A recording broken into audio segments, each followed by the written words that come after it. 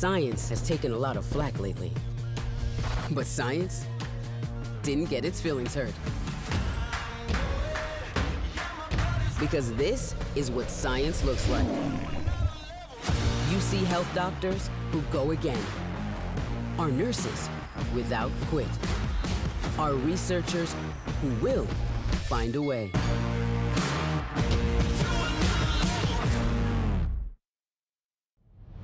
Diversity. Equity. Inclusion. 3 words that represent so much.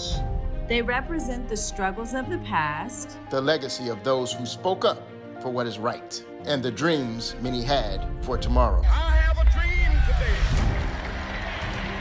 they're words that create a space for courageous conversations, For increasing awareness, embracing diverse backgrounds, making a better world. where all are welcome. For our policyholders, partners, associates, and community, Ohio National remains committed to cultivating an environment of diversity, equity, and inclusion. For today and generations to come. We must save us. Do you know your race can predict how long you live? Things like where you live, where you work, your transportation can affect your health. I've been a family doctor for more than 20 years, and I see the devastating effect of health disparities every day. But the health gap is making a difference to educate and empower Cincinnatians to take control of their own health, eating better, exercising more, monitoring their health, and helping their neighbors to do the same. Let's close the gap together. Interact for Health is improving the health of all people in our region. We have focused on 3 strategic priorities: reducing tobacco use, addressing the opioid epidemic, and ensuring that children have access to health care through school-based health centers. Whether we are responding to a viral pandemic or addressing chronic health conditions, together we can make our community the healthiest in the nation.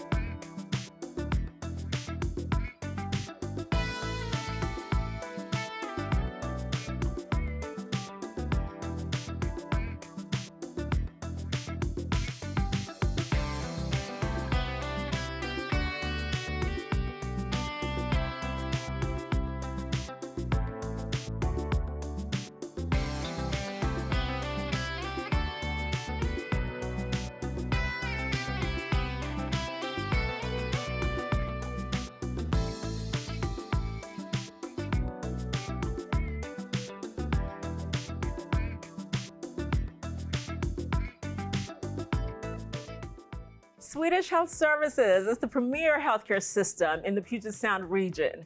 A proud affiliate of Providence Health and Services, we have a 111-year-old history of serving the greater Seattle area.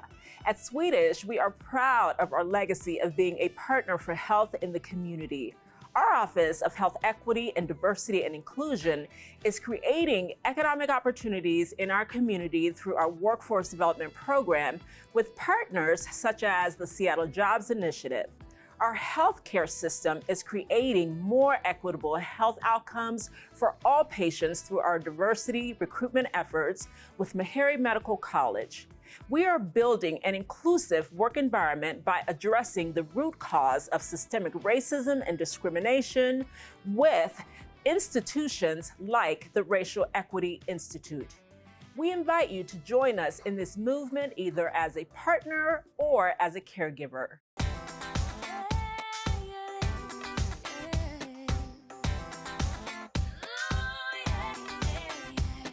I walk like me, I talk like me, I look like me, and I dream like me. And just like you, I'm different too. I color this world, and my colors are true. I'm different, I'm wonderful. I'm different, I'm wonderful. I'm different, I'm so beautiful. You're different, you're beautiful. We're different, we're wonderful, yeah. Hi, my name is Darnisha Figgs, and I serve as the Director of Diversity, Equity, and Inclusion for TriHealth. We are proud to be a partner for the 2022 Think Tank on Equity and Inclusion in Health, where we are holding important conversations that highlight bold strategies to address social determinants that influence health equity. Here at TriHealth, we have a strong commitment to reducing health disparities, and having these important conversations helps us to align to achieve that goal. We are excited for the opportunity to participate in this think tank to learn and grow together.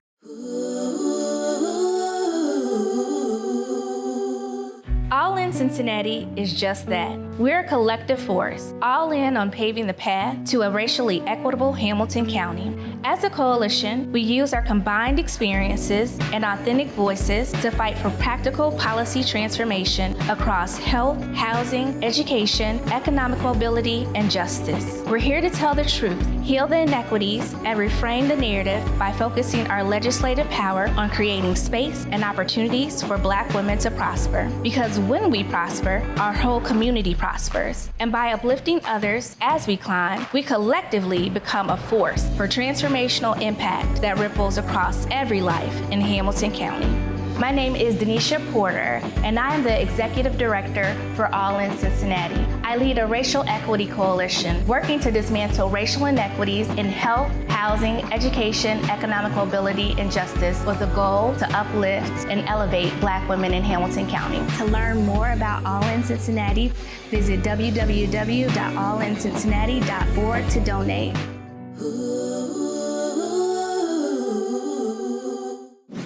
The Minority Business Accelerator, now in its 19th year, is taking its nationally recognized business model to the next level. Armed with our four-pillar strategy to grow, build, attract, and create larger-scale minority-owned businesses, 2022 promises to be a year of transformation, evidenced by exponential growth, the creation of new MBEs by way of mainstream business acquisitions, and the launch of an absolutely game-changing pool of capital. Join us as we embark upon what promises to be our most impactful year to date.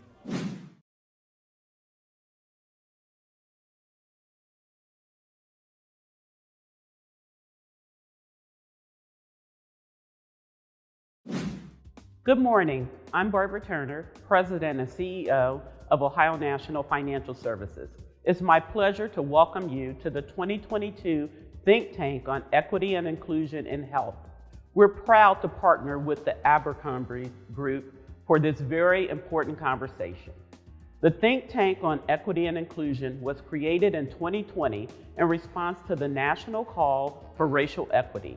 In 2021, we presented two think tank events that discussed the history of economic inequities in America, the current racial wealth gap, and how corporate America has the power and resources to lead the way to measurably advance racial equity in the U.S. Today, we are proud to present the 2022 Think Tank on Equity and Inclusion in Health to shine a light on key strategies implemented by health systems, corporations, and other community partners to address some of the social determinants that influence health equity. There will be 4 30-minute one-on-one conversations The first explains what we mean by social determinants and how they impact our health.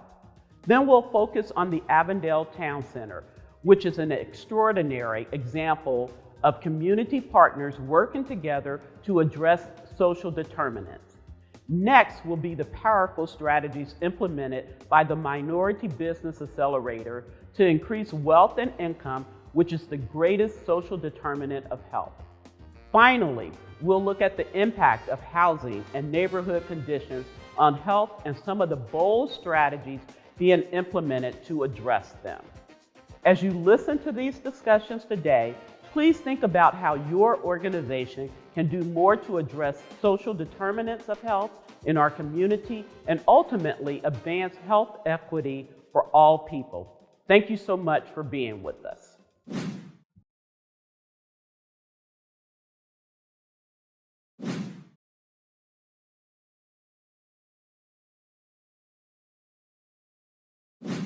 Good morning and welcome to a conversation with Jeremiah Kirkland.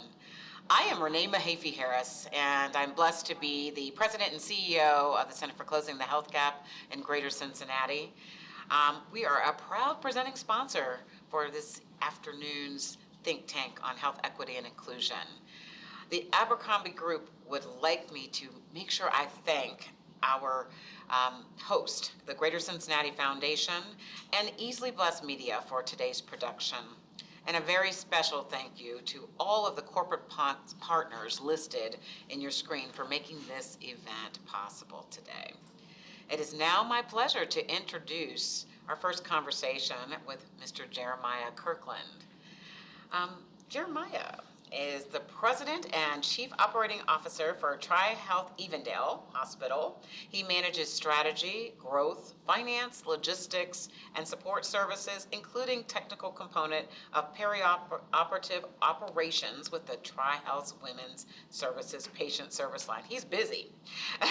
While not part of his core responsibilities, Jeremiah initiated and led the recent development and implementation of the Tri-Health School to Work program to inspire diverse high school students to pursue healthcare careers.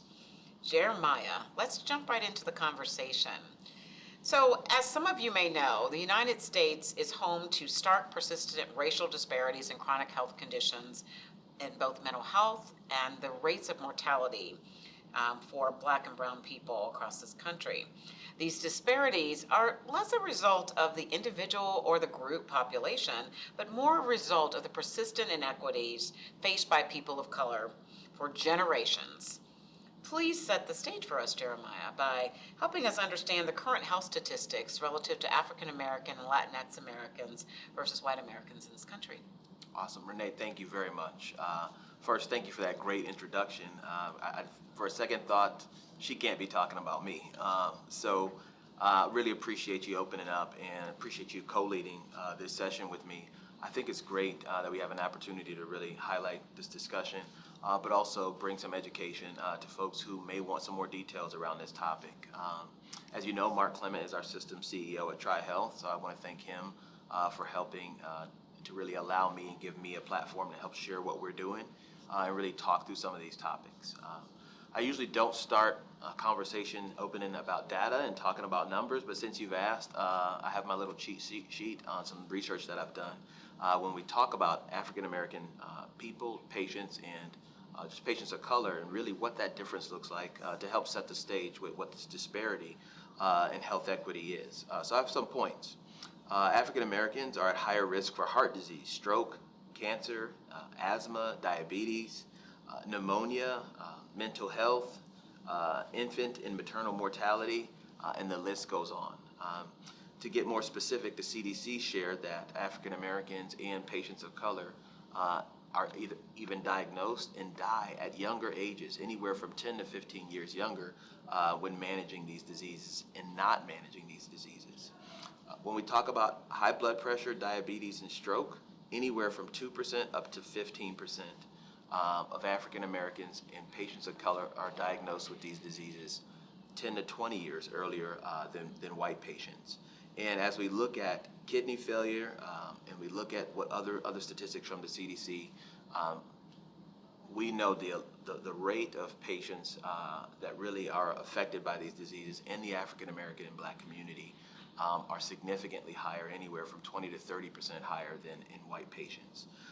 And then really the last alarming statistic is, as we look at percentages of patients who report psychological disorders or feelings of mental illness, African Americans report at 20% higher, but they receive 50% less care and less treatment than white patients.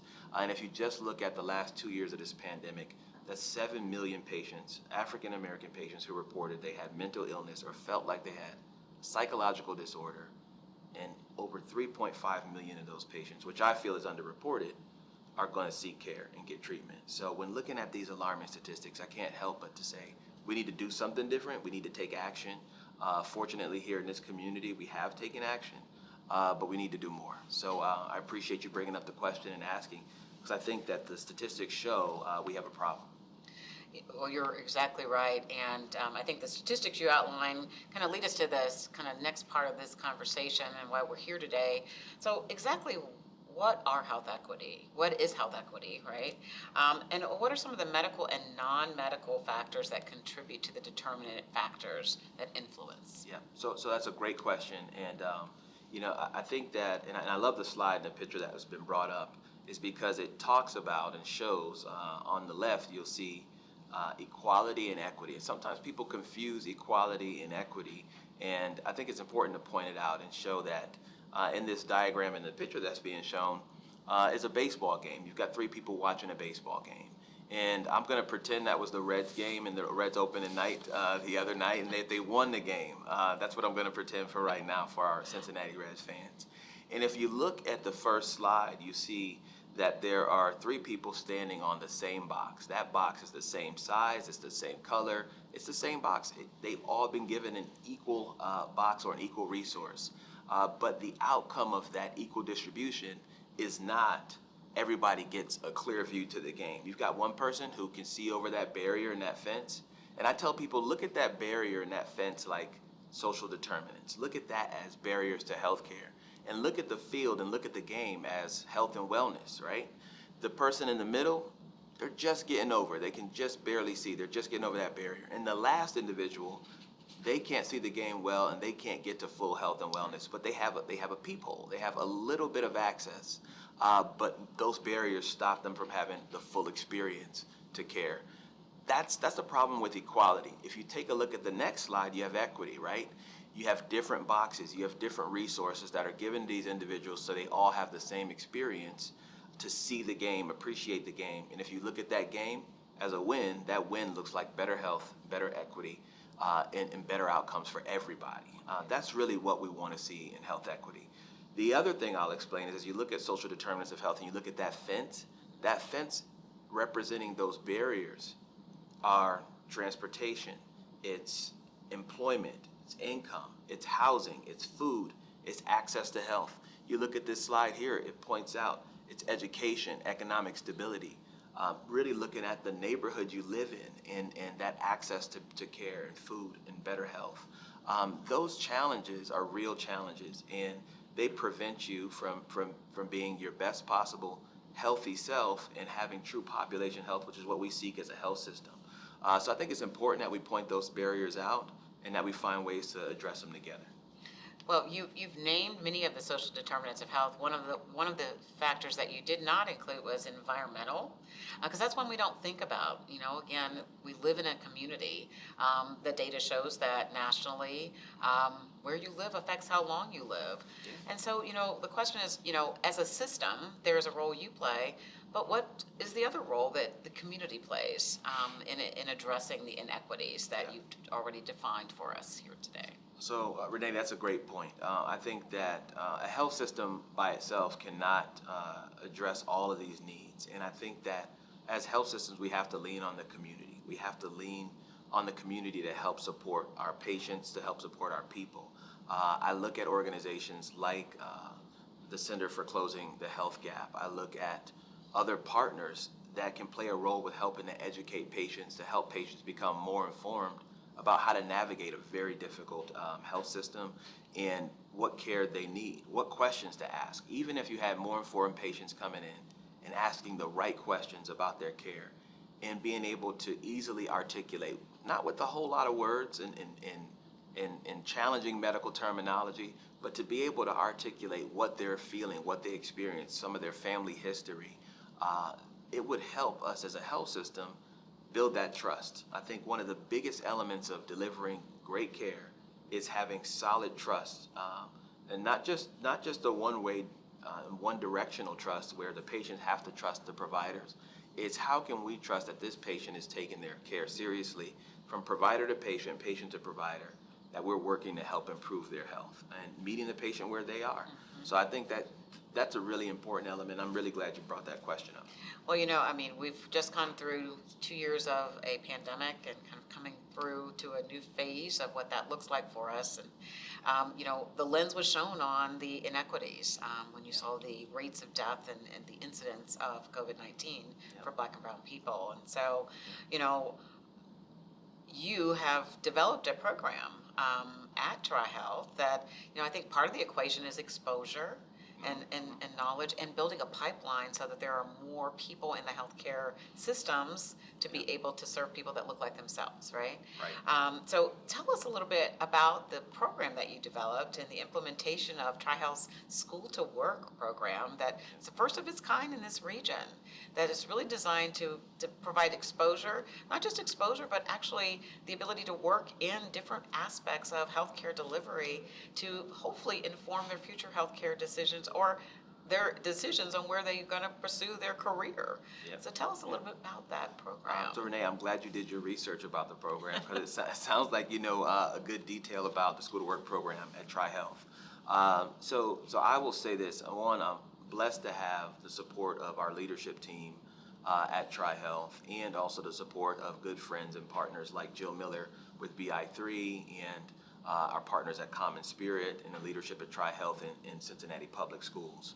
We set out with a pretty big goal 3 years ago because I was a part of a program, I don't want to date myself, but many years ago in Rochester, New York, that started in 1989. And that program, similar to ours, set out with a vision to say, how can we partner with the city school district, local city school district, pull a diverse population of students, both male and female, into the hospital, train them, give them education, experience, exposure very early on, and for 2 years, pay them as employees and as team members of the hospital, and help them find their niche in healthcare, right? By doing that, we create a diverse pipeline of folks into the workforce. We also open a door that hasn't been opened before or explored at a very high level. And we say we want to train these young people, train these young minds to help them see that healthcare is an avenue they can tap into. We also want to pay them so they can take those dollars back into their homes, but also take that knowledge back into their home and educate their family members about better health decisions, healthy lifestyles, healthy choices, preventative screening. We are now educating youth at the ages of 15, 16, and 17, and really helping them be advocates back in their community for better health. And we bring these students into the hospital. We've been doing it for 3 years now. Bring the students into the hospital, help them learn through rotations. They get to rotate through 10 different departments over 2 years, and they get to see what it's like to work in respiratory care and therapy, radiology. They get to see what it's like to be in the OR and on a med-surg unit.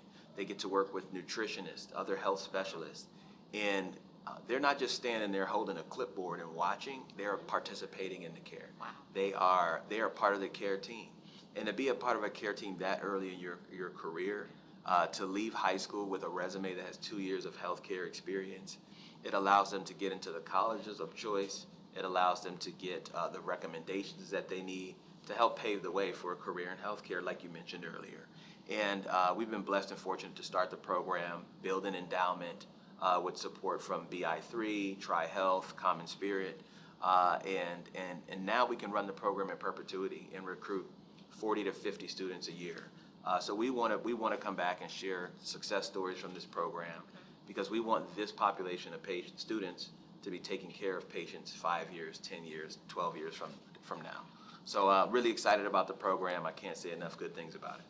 Well, Jeremiah, it has been a pleasure talking with you today. And, I think what you've helped, hopefully, those watching understand what the marriage is between the health system and the populations that they serve. So, we see that we have a lot of work yet to do, but we thank you for your innovation and setting this conversation forward in a way that we can begin to look at collaborative ways to address the inequities that you've described. So I want to thank you, and I'd like to move on to our next conversation with Robert Feldbauer. Thank you.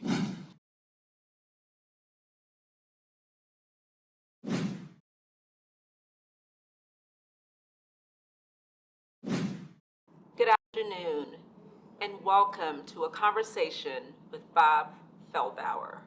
I am Martia Shands, and I serve as the Chief Diversity, Equity, and Inclusion Officer with Providence Swedish. Providence Swedish is proud to be a presenting partner for this important conversation with Mr. Feldbauer.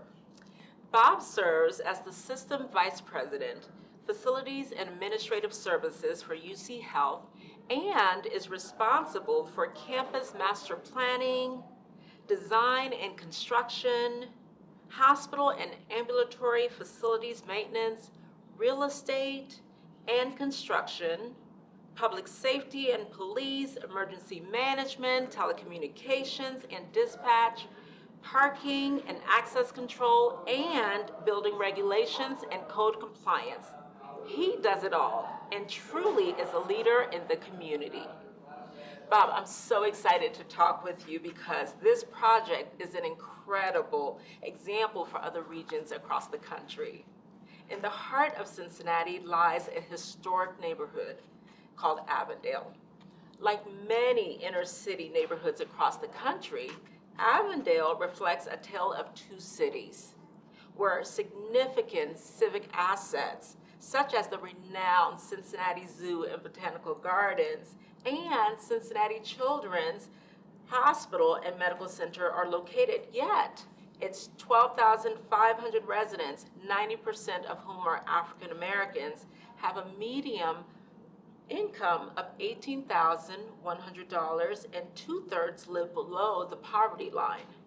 UC Health is one of the community partners coming together to revitalize the Avondale Town Center, to include assets that address some of the social determinants influencing the health and well-being of Avondale residents. First, tell us about the collaboration between UC Health and the Cincinnati Health Department to open the Ambrose H. Clement Health Center at Avondale Town Center, and how you led the construction of this vital clinic.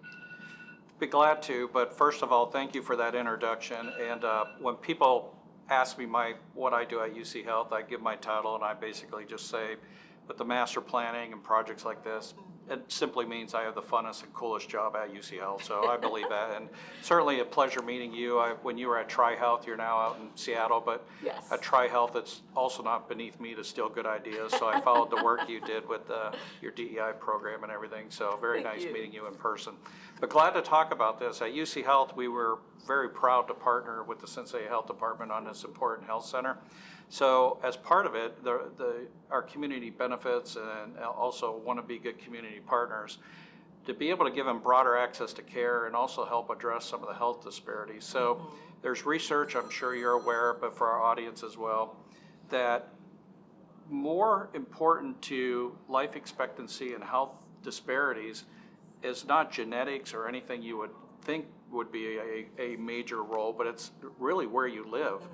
One zip code difference can make the difference of a decade in life expectancy based on what you actually have there. So those are some of the things we're trying to address in Avondale with some of the statistics you had showed. So our leadership team recognizes this, and we're glad to partner with them. But I am glad you asked about construction, because I might have had to bring that up anyway. We're quite proud of what we did there. So at UC Health, we invested about $1.2 million into the clinic. It's 19,000 square foot, full service healthcare facility. It serves really as an anchor project for the broader Avondale Town Center development that they're doing. within the Avondale Town Center development, their goal is 31% economic inclusion, which means minority women spend on the projects. At UC Health, since I arrived 6 years ago, that had been the standard in Cincinnati, but we raised the bar, and others have come along since that. We wanted at least 40% economic inclusion. For this project, we really wanted to hit it out of the park because of the importance. We selected Triversity. If you happen to know their CEO, Mel Gravely, or their president, Jim Watkins, fully on board saying, you know, this has to be a showcase for what we can do.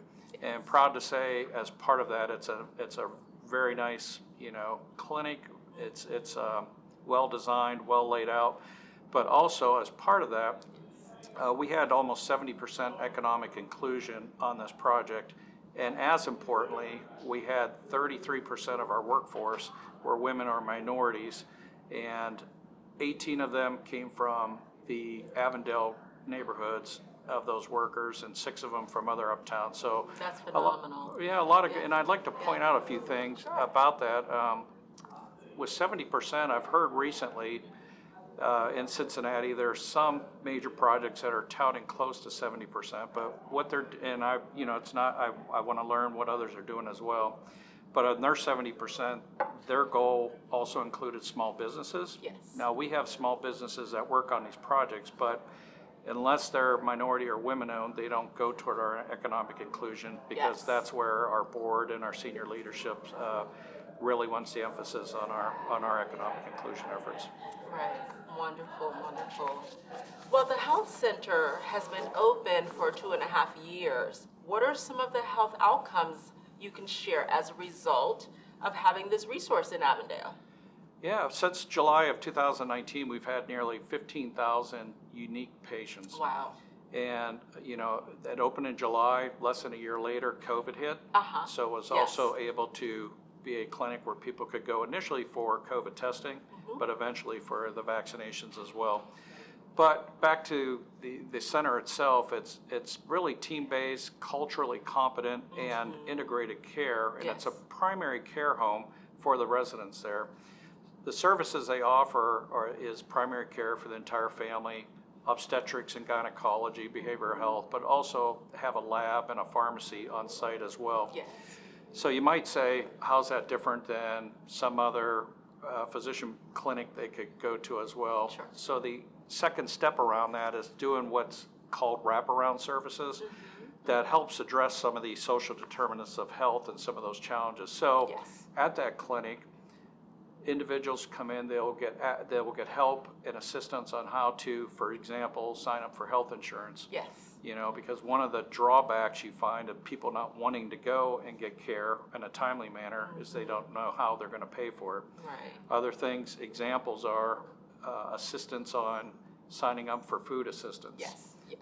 There are classes, and I'm not going to do them justice, but a couple classes that they do have is how to come in and take care of, to do healthy meals on a budget, how to take care of things you have like maybe diabetes or hypertension, so you learn how to better take care of yourself. So we have those classes available as well. So it's more than just the medical care that they're receiving, but also those other things that wrap into the social determinants of health and help them better be proactive versus reactive when it comes to their health. That is phenomenal. And any type of wraparound services ensures that the whole person is taken care of. And so that is just outstanding work that's being done at that clinic. Thank you. And I think what's nice about that clinic too is it's basically what you would call in the heart of Avondale. So it's in walking distance to most of the residents, and for those that might be a little further of a walk, it's also on the bus line, so it's a short 1 or 2 stop bus line for them as well. So hopefully the location's ideal for them as well. That's outstanding. That's outstanding. And you know, even though Avondale is the 4th largest neighborhood in Cincinnati, it has become a food desert because it has no grocery store. However, that's about to change with Country Meat Company Marketplace, which opens in October or possibly early fall this year. Please tell us how community partners have worked together to make this happen. Yeah, that's a great question. You know, 2008 is the last time there's a full-service grocery store in Avondale. Wow. That's 14 years, so it's really sad and unbelievable, really. So the choices that residents have now, at least walking distance, is convenience stores, which of course you get processed foods and things that are not high value when it comes to nutritional value. Sure. So the Country Meat Company Marketplace, haven't lived in Cincinnati, you may be familiar with them. They have a down at Findlay Market. Yes. They have a butcher shop where they have different Amish turkeys, chicken, and all that, and also some already seasoned meat, which is always good, if particularly summer coming up, if you like to barbecue. But their Avondale store will be more of a urban full service where they'll have, you know, more than just the butcher shop. They'll have the delis. They'll even gonna have a wine bar and full service. So the owners, I've not met Tanel and Chanel Bryant, but through mutual acquaintances. They are very excited about this location. They do have another grocery store down in Louisville, and they also have, as entrepreneurs, great entrepreneurs, a company called Auntie's Homemade Food, where they sell prepared lunches and meals to schools and other businesses. And as part of this grocery store, that'll be one of the offerings as well, where they offer these prepared meals. So I think it's a great commitment they're giving to this Avondale Town Center and to the community, so I applaud them for that. That's wonderful. That's wonderful. Avondale will finally get a grocery store. We can all be proud of that. You know, the Avondale Town Center will also include the Urban League's Center for Social Justice, Affordable Housing, numerous Black-owned businesses. Tell us more about these assets and how they will impact social determinants of health. One of the important aspects, of course, of social determinants of health is housing. So the aim is to make improvements that will benefit people where they live and where they grow up, and to not gentrify the neighborhood, but to improve the lives of the folks that are there. So the community builders, which you referenced, they're out of Boston. They're a nonprofit real estate development company, and this is what they specialize in. They'll come in and they'll help lead strategy of how to improve neighborhoods, how to involve members of the community of developing, and you know, through that, one of the things that came out was the residents wanted a grocery store, of course. So they come through and they partnered with some organizations in Avondale, like the Avondale Development Corporation, the Avondale Coalition of Churches, and they created 119 mixed income apartments for households between 30 and 120% of the area median income. So it's really a needed residential. And again, it's not just building the apartment building, but it's building a community with that. And that's the whole goal of it and what they're trying to achieve there. Yeah, the Urban League Center for Social Justice is going to be an important add to the Avondale Town Center. So at UC Health, our former CEO was a board member. He recently left, and we have close ties to them. But with the social justice, what they do there is they really are a catalyst for Southwest Ohio to collaborate, to be collaborative for police reform efforts. So in 2020, entities across the nation, you know, really declared racism a public health issue and contributor to poor health within minority communities. So as part of this, they help bring in the dialogue with police departments and have that conversation of how perceptions or reality is and what they might be able to do to help everyone get on the same page of reforms that need to be had. So it's an important part of the Urban League Social Justice Center, and really good to have that in the center, and work that we're all working on. I know the police departments are supportive of this as well. Absolutely. For example, at UC Health, we're looking to develop a new mutual aid agreement with Cincinnati Police Department. And one of the requirements they said is, please go out and establish a community advisory council, and as part of that, so which we are, and we're actually having we've selected community members, and we're having our first meeting in the month of April. So a lot of great work being led by the Urban League that's helping raise the level of discussion throughout the community. That is phenomenal.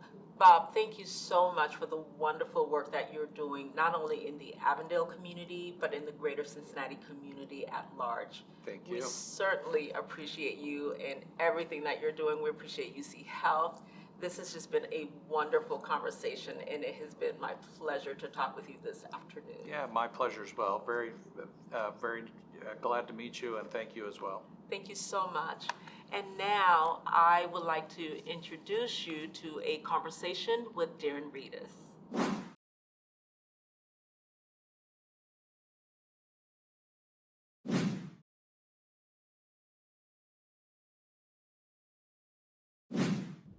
Hello, and welcome to a conversation with Darren Reedus.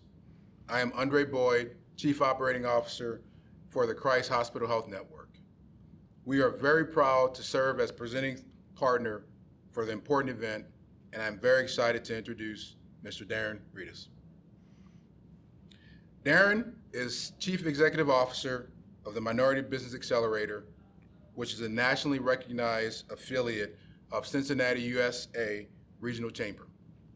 The Accelerator, now in its 19th year, was most recently an internal initiative within the Chamber prior to spinning out as its own legal entity in 2021 as part of the launch of the Minority Business Accelerator Fund, which of Darren also serves as the president and fund manager of this initiative.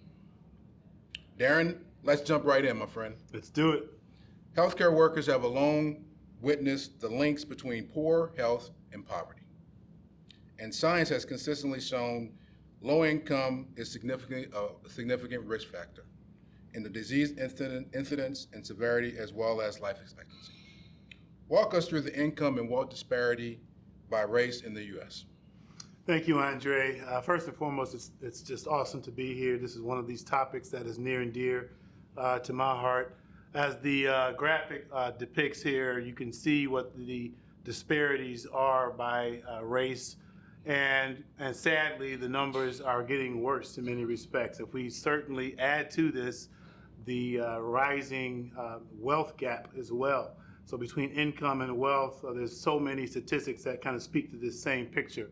And so whether that is the very complex issues of, housing, income inequality, and all the disparities in education, there's so many, the criminal justice system, so many contributing factors to that I hope we can kind of dig into some of that today. Okay, thank you very much, my friend. One of the more obvious ways to address income inequality is by raising the minimum wage. As an issue currently at the forefront of the national debate, the federal minimum wage is still just $7.25 an hour. A study in the American Journal of Public Health showed if New York City minimum wage had been $15 an hour between 2008 and 2012, 2,800 to 5,500 premature deaths could have been saved.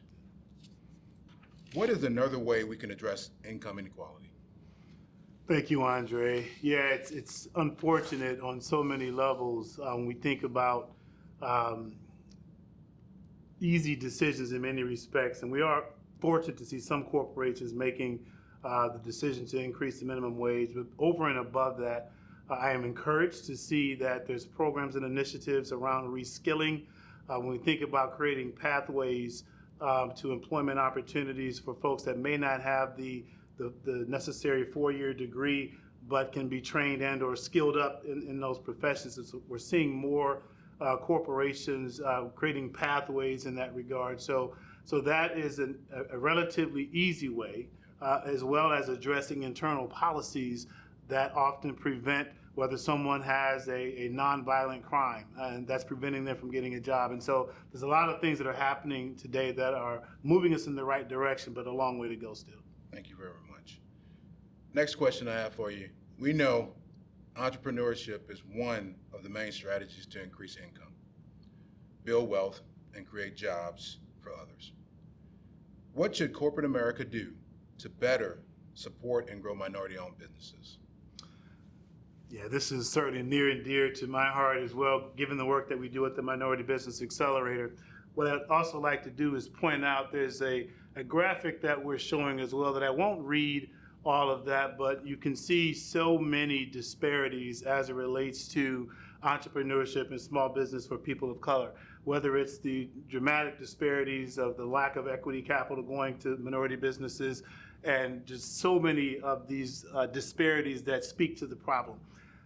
Part of the solution in many respects on the corporate side is the intentionality to do more business with entrepreneurs of color. And so getting to a tactical level, looking at a comprehensive spend analysis of where the money goes in the corporation allows organizations like us to take that spend analysis and overlay it against the landscape of minority businesses and where is their alignment. Then it becomes, assuming that, of course, there's readiness to do business, a decision, an intentional decision on the part of the corporation to pull the trigger. But those are things that we are seeing, but so much work still has to be done. Thank you very much. Last question for you.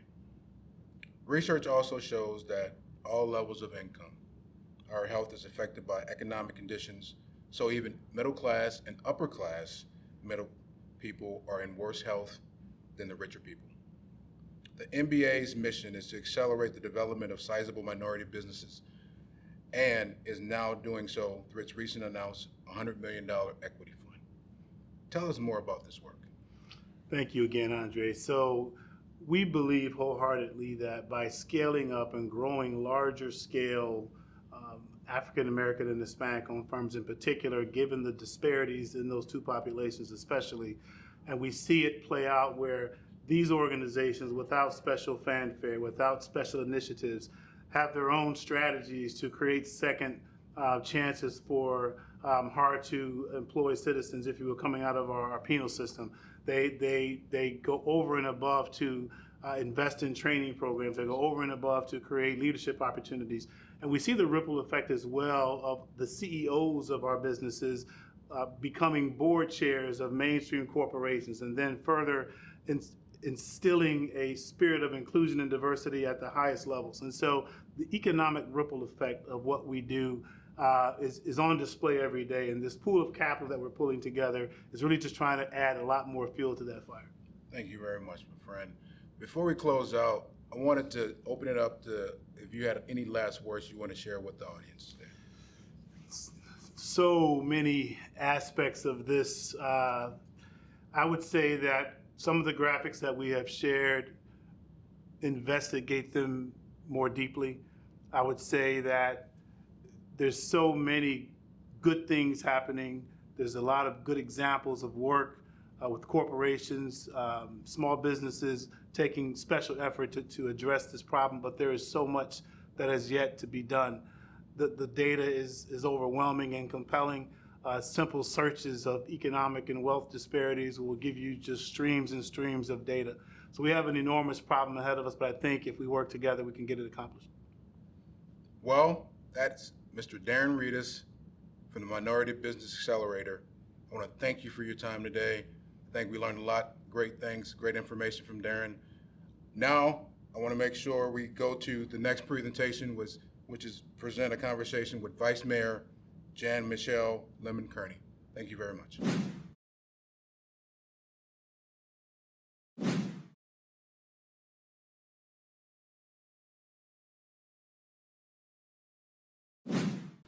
Hello and welcome to a conversation with Vice Mayor Jan Michelle Lemon-Kearney. I am Kate Schroeder, President and CEO at Interact for Health, and we are proud to serve as a presenting sponsor for today's important discussion. And I am especially delighted to introduce our Vice Mayor. So Jan Michelle is the Vice Mayor of the City of Cincinnati, and she's also Chair of the Healthy Neighborhoods Committee. And she is publisher for the Cincinnati Herald. She received her master's degree in education from the Harvard University Graduate School of Education and her Juris Doctorate from Harvard Law School. Thanks, Kate. It is great to be here with you today. Good to be here with you too.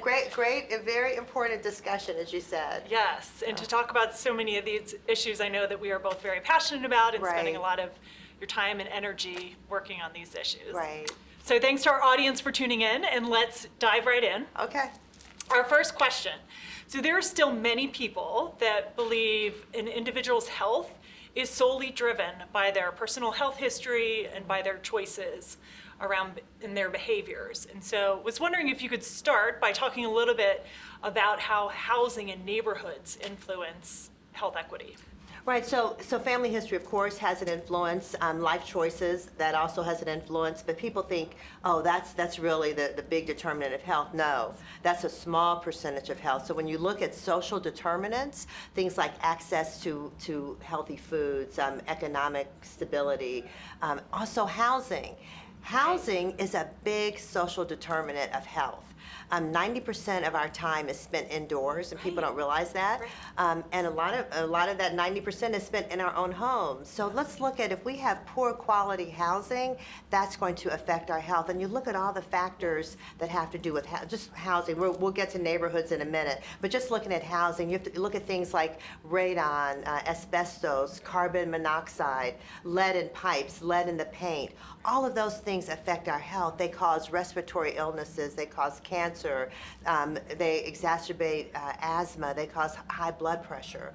So there are a lot of things that we have to look at in the quality of our actual housing that will affect our health. You know, another thing is mental health. Right. So in some areas there's overcrowding in housing, and so overcrowded houses, studies have shown that causes depression, especially in women, and it causes aggressive behavior, especially in men. So that overcrowding affects our mental health.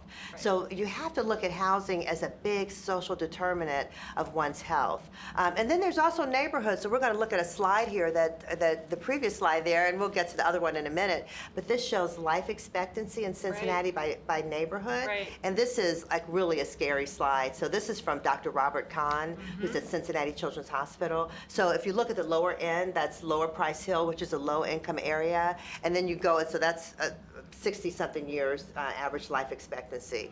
And then you go up to Mount Adams, which is a high income neighborhood. They're over 80 years life expectancy. And the difference in the neighborhoods is only like 3 miles. Right. It's like 3.3 miles. So by living in this neighborhood or 3 miles away in a higher income neighborhood, that changes your life expectancy by over 20 years. So we have to look at, why is that? What's happening in the lower income neighborhoods that's not happening in the higher income neighborhoods? Well, it's things like air pollution.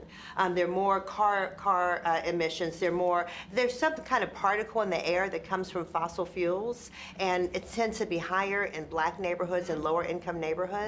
And there are things like landfills that tend to be in lower income neighborhoods. So there are a lot of things that have to do with pollution, and we're breathing this bad air, and that's why we have these respiratory problems. That's why we have higher rates of cancer. It's why we have more heart disease, more hypertension. Right. So it's by neighborhood. We're in these neighborhoods that aren't healthy. Then the other slide here shows hospital admission rates, which makes sense. Right. So there you see the longer stay. When you get to the second slide, the longer stay that people have when they are from lower income neighborhoods. You see Avondale, the West End, over the Rhine. The line is a lot longer in those areas because higher admission rates. And you get down to Terrace Park, Indian Hill, the line is really small. It's shorter stays. In hospitals, less admissions to hospitals. Right. So so housing and neighborhoods, like you said, they have a big effect on health. And I think so many people, to your point, aren't aware that 80% of our health outcomes are driven by these environmental factors, Right. and only 20% by that personal health history and individual decisions. So Right. it really does impact things. I know there was And I just want to add that we don't want to let people off the hook. I mean, Right. they still need to make healthy choices, right? Exactly. Still make healthy choices, even though it's just a small percent, but then it's up to us, the policymakers, to say, what are we going to do about that 80%? What are we going to do about all that pollution? Yes. So, right. Yes. Okay. Especially when people are making healthy choices, how can we provide a supportive environment so Right. that everyone has an equal opportunity to live as long as possible? That's right, yeah. I know there was an interesting article in Health Affairs, a national Yes. medical journal, in February of this year. Yes. That talked about a partnership between Cincinnati Children's Hospital Medical Center and the Legal Aid Society in Cincinnati that actually impressively reduced hospital admissions by 38%. Isn't that amazing? It's amazing. So Yes. that Tell is us about it. Yeah, and I think people, people don't think of the combination of health and legal together and how that made such a big difference. So what was happening is that doctors at Children's Hospital had patients who came in and their kids had asthma and their respiratory problems, and they said, tell us about your home environment. And so they would mention, some of the parents would say, well, we have leaky pipes, and so there's a lot of mold. We have rodents, maybe we have roach infestation, there are dust mites, and they started naming all these environmental things. Some of the factors we just mentioned, and so they said we need to really have someone talk to your landlord, and so that's how the legal aid came into being, and so they formed this childhood health collaborative with Children's Hospital and the Legal Aid Society, and they would go to these landlords and say, you've got to clean this up. The other thing that they talked to landlords about was sometimes they were evicting people, and they had children who were sick, and so Legal Aid was like, you can't do that. We're not going to have sick children out on the street. And also there were some times where some of the families were being denied some government benefits like WIC and SNAP and all that. Or even their health benefits. They might have been their Medicaid eligibility. Right. And here's a really interesting story. So Dr. Robert Kahn actually gave this presentation to us several weeks ago, and he showed a slide of this notice. It's like a pre-eviction notice. It said to all the tenants, if you have an air conditioning unit, you will be evicted. Okay, so they're in the inner city in these hot apartments, and with problems breathing. And so the kids are having problems with asthma, anyone who has like hypertension, blood pressure issues, not having like a good temperature, like if you're too hot or too cold, it exacerbates that.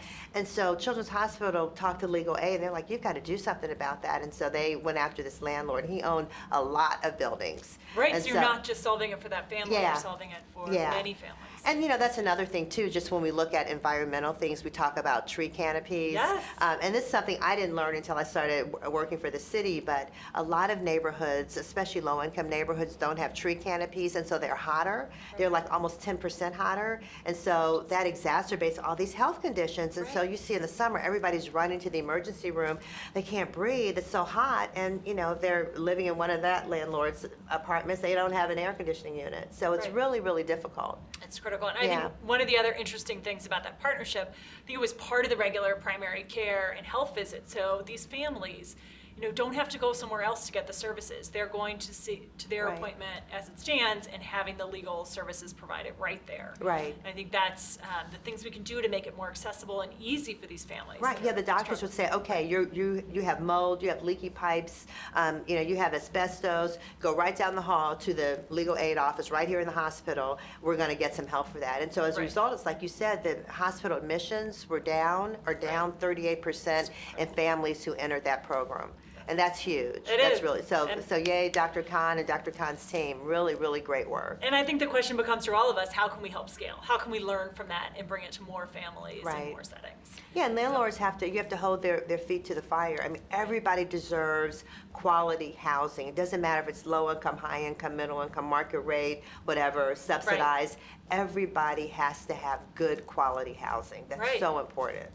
Right, and that is a great segue to my next question, which is about, you now are vice mayor and chair of Healthy Neighborhoods. Can you talk a little bit about what is the state of housing and homeownership in the city of Cincinnati? Well, we're a little behind, Kate. Yeah. We are, in the country, the home ownership rate is something like 64%. Okay. In Cincinnati, the home ownership rate is about 39%.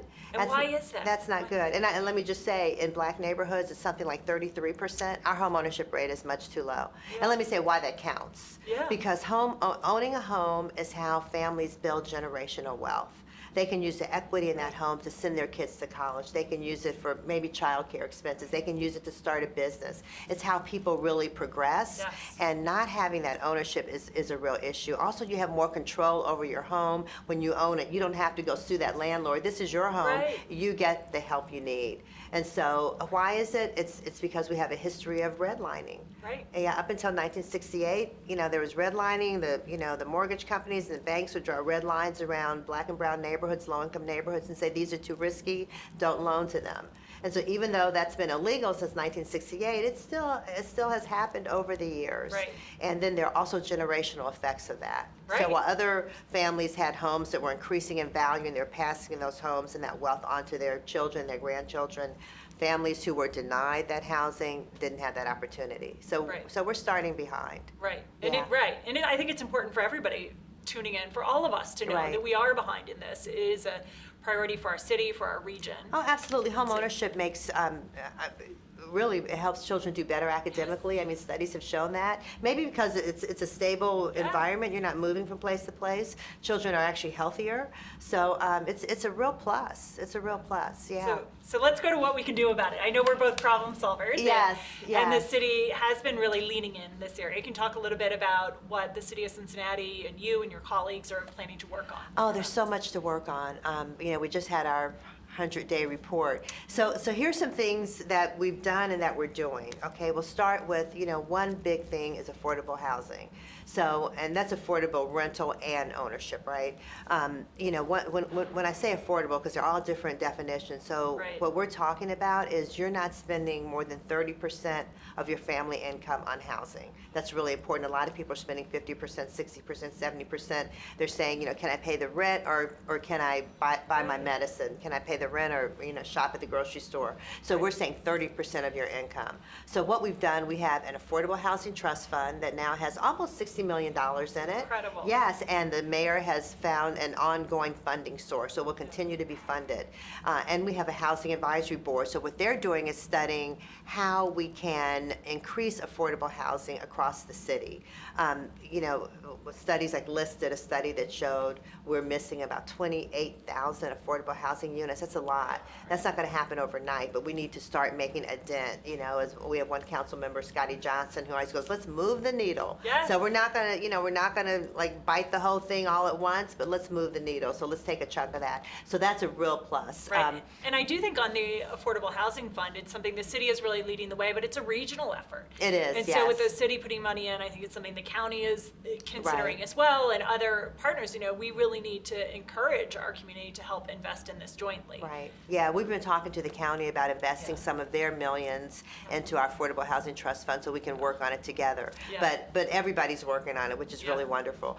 In terms of home ownership, two big barriers to home ownership, the down payment that people have a hard time saving for, and also closing fees. And so just the other day, we increased the American Dream Down Payment Initiative so people can come to the city and they can get down payment and closing fees assistance. So that really is going to help increase home ownership for low and moderate income families. And has that started already? Is that available? Yes, it's ready now. It's ready now. Yeah, people can just call us, come on to the city, and we can help you with that. So that's a big thing. And who can qualify for that? So, well, the Department of Community and Economic Development will have guidelines for it, but it's for low and moderate income families. So that live in the city of Cincinnati. That live in the city of Cincinnati, yes. You have to be in the city of Cincinnati. So I'm sure other places have the same thing, right? But we've got it right here in Cincinnati, so it's going to be wonderful. Also, in addition to that, there are financial literacy classes, and that's part of it, right? So you don't just get a home, you learn how to keep a home.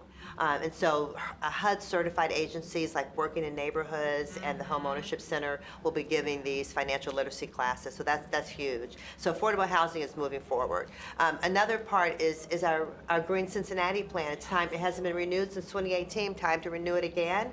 And so we're looking at how do we make our fleet electric. So police cars, fire trucks, garbage trucks will be electric vehicles. We're working on that.